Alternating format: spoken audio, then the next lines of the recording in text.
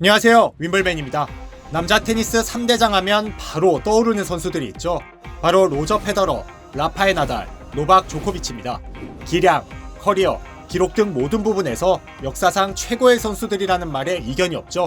그만큼 3명을 다 이겨본 선수도 드문데요.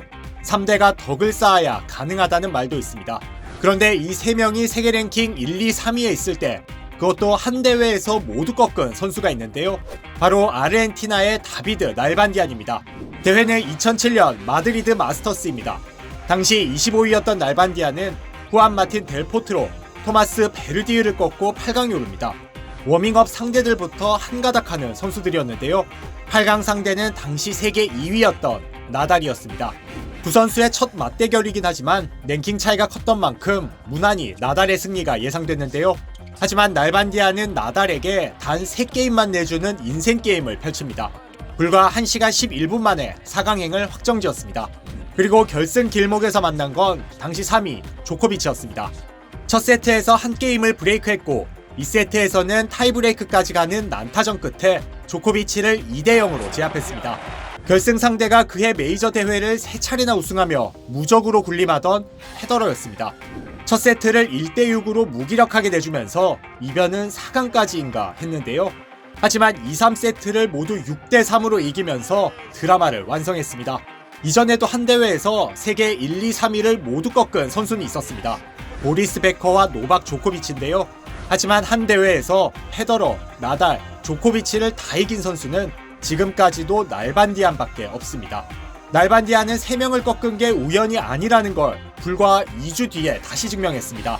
파리 마스터스에서 페더러와 나달을 꺾고 또 우승한 건데요.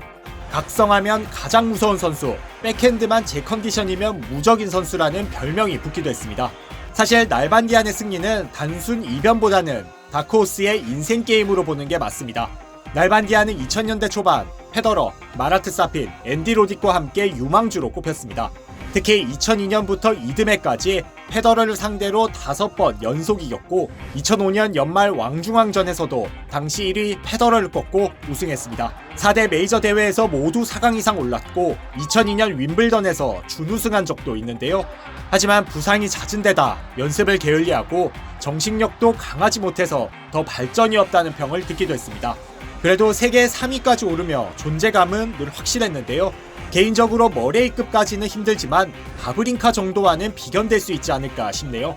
실제로 날반디안은 선수 생활 동안 페더러, 나달, 조코비치와 모두 31번 만나서 11번 이겼습니다. 승률로만 따지면 35% 정도인데요.